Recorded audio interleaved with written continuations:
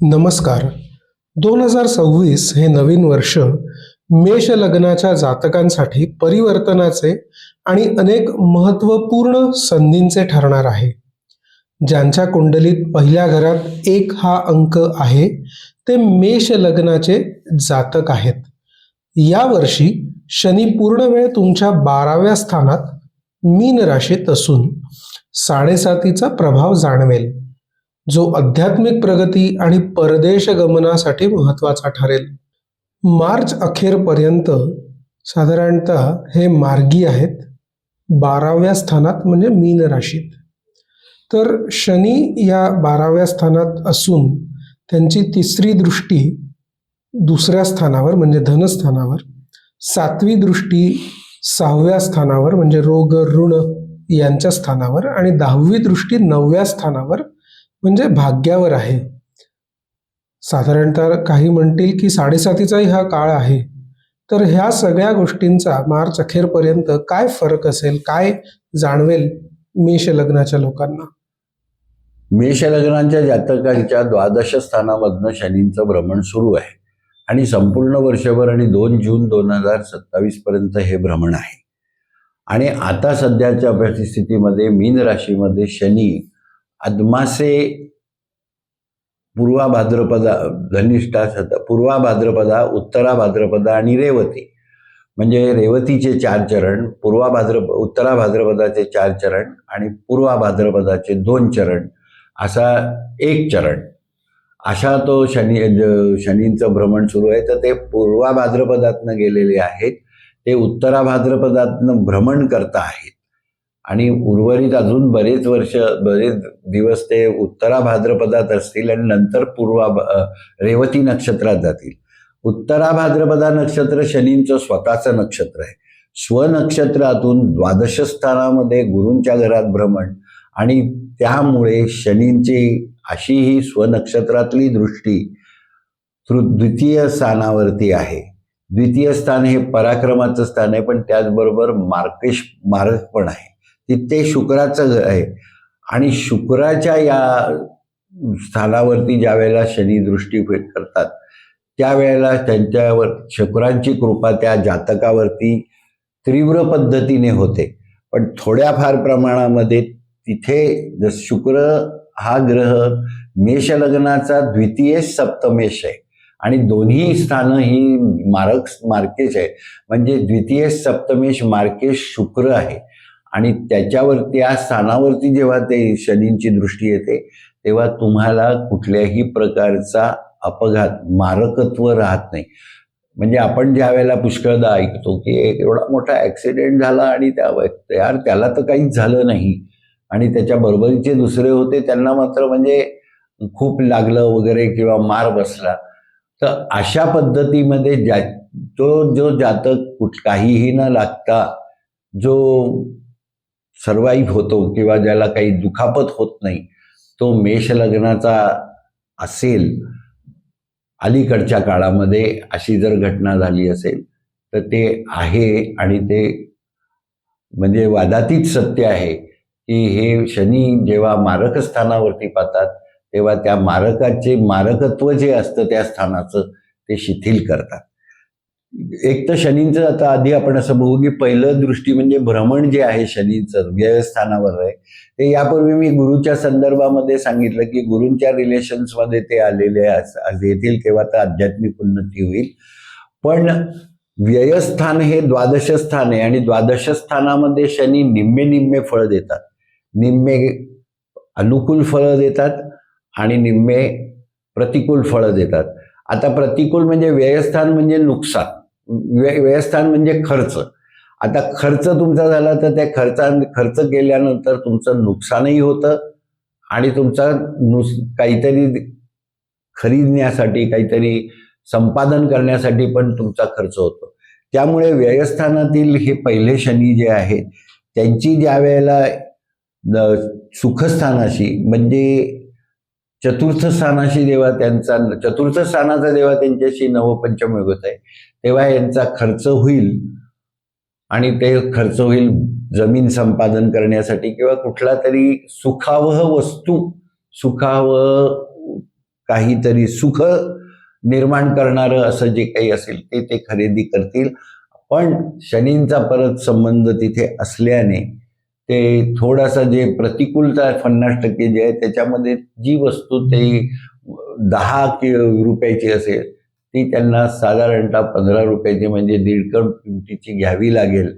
आणि मग नंतर ते खरेदी वगैरे झाल्यानंतर लोक म्हणतील, अरे यार हे तर 10 रुपयात मिळत होतं, तू 15 रुपये कशाला दिले? अशा प्रकारची परिस्थिती हे शनी या कालावधीमध्ये करतात. त्यानंतर शनींची दृष्टी आहे जी 7वी दृष्टी आहे ती कन्या राशीवरती आहे, 6ठ स्थानावरती. 6ठ स्थान हे विशेषतः प्रतिस्पर्धींचं स्थान आहे. आणि शनी ज्या वेळेला गुरूंच्या राशीतनं प्रतिस्पर्धी स्थानावरती जेव्हा पूर्ण दृष्टी ठेवतात तेव्हा ती दृष्टी ते कंट्रोल करतात त्या प्रतिस्पर्ध्यांना. त्यामुळे तुमच्या प्रतिस्पर्ध्यांचं थोडंसं पितळ उघडं पडेल. त्रास देतीलच प्रतिस्पर्धी, मगास मी जसं सांगितलं तसं डॉमिनेट करायचा प्रयत्न करतीलच या कालावधीमध्ये. पण ते जे हे आहे शनींच्या नियंत्रणाखाली ते स्थान येत आहे, दृष्टीमध्ये ते स्थान येत आहे. त्यामुळे त्यांच्या ह्याच्यामध्ये एकदा त्यांनी तुमचा घात केल्यानंतर तुमच्या लक्षात येईल, पुढे तुम्ही त्या व्यक्तीच्या संपर्क तोडाल तुम्ही त्या व्यक्तीचा, त्यामुळे तुमचं नुकसान होणार नाही. अशा प्रकारचं शनींचं 6ठ स्थानावरची जी पूर्ण सप्तमदृष्टी करतात त्याच्यामध्ये आहे. सरळ दृष्टी आहे ती. त्यानंतर आहे इन्क्लाइन दृष्टी शनींची भाग्यस्थानावरती आहे. भाग्यस्थान हे गुरूंचं स्थान आहे. शनी मुळातच आता गुरूंच्या राशीमधनं भ्रमण करताय, पण स्वनक्षत्रातनं करताय. आणि धनु राशीमध्ये जी नक्षत्र आहेत ती केतूंचं नक्षत्र, त्याच्यानंतर शुक्राचं नक्षत्र आणि त्याच्यानंतर रवीचं नक्षत्र आहे. म्हणजे हे तिन्ही नक्षत्र जी आहेत, ही तिन्ही जी नक्षत्र आहेत ही तसं पाहिलं तर ह्यांचे जे नक्षत्रांचे स्वामी आहेत, एक केतू सोडला तर केतू म्हणजे शनींप्रमाणे जातो, तो त्यांचा मित्र आहे केतू. दुसरे आहे शुक्र. हे शुक्र दैत्यानाम परम गुरुम आहेत. त्यामुळे ते सुद्धा म्हणजे समसम रिलेशनमध्ये आहेत. पण त्याच्यानंतर जो रवी आहे तो शत्रू रिलेशन्समध्ये आहे. त्यामुळे ज्या वेळेला शनींची दृष्टी भाग्यस्थानावरती धनुराशीवरती येते आहे त्यावेळेला शनी 60% फायदा करतील आणि 40% भाग्याच्या संदर्भामध्ये नुकसान करतील. तर त्यामुळे ते ज्या वेळेला मग शनींचं भ्रमण संपेल 2 जून 2027ला आणि ते लग्नी येतील, त्यावेळेला ते नवपंचम योग करतील भाग्यस्थानाशी. त्यावेळेला या आत्ताच्या कालावधीमध्ये याच्यामध्ये जे भाग्याचं नुकसान झालेलं असेल ते उभरून येईल आणि तुमचा पुन्हा भाग्योदय होईल. आणि म्हणून मी यापूर्वी सांगितलं तसं की भाग्येशाचं आणि त्या मेष लग्नाच्या कारक ग्रहाचं बल वाढवण्याकरता पुष्कराजाचं रत्न धारण करण्याचा सल्ला दिला आहे. धन्यवाद गुरुजी. एप्रिल ते सप्टेंबर 2026 शनी जेव्हा याच स्थानात वक्री होतील तेव्हा काय फरक पडेल? याच्यामध्ये जुन्या आरोग्याच्या तक्रारी परत येतील का, किंवा काही गोष्टी डिले होतील का, याबद्दल मार्गदर्शन करावं. शनींचं कारकत्व कसं आहे की या मेष लग्नाकरता शनींचं दशम आणि एकादश स्थानावरती कारकत्व आहे. आणि त्यानुसार जर तसं पाहिलं तर मूळ जो शनींचं जे म्हणजे कॅरेक्टरिस्टिक्स म्हणू आपण, किंवा त्यांची जी फलित देण्याची किंवा त्यांचा जे जसं आपण म्हणतो की स्वभाव आहे, जसं आता ते काय आहे की जातीचा असे तेली असं ते म्हटलेलं आहे स्वभावात शनींच्या. आणि जरी ते काश्यप गोत्राचे असले तरी रविपुत्र असले तरी काय होणार आहे की शनींचा तुमच्या कृतीला ते फल म्हणजे तुमच्या कर्म फलदाता आहेत. आणि त्यामुळे पण त्याच्यामध्येही ते एखाद वेळेला काय करतात की कर्म करण्याकरता ते चुकीचं कर्म करण्याकरताही पुष्कळदा ते प्रवृत्त करतात. आता हा त्रय एकादश योग शनींचा या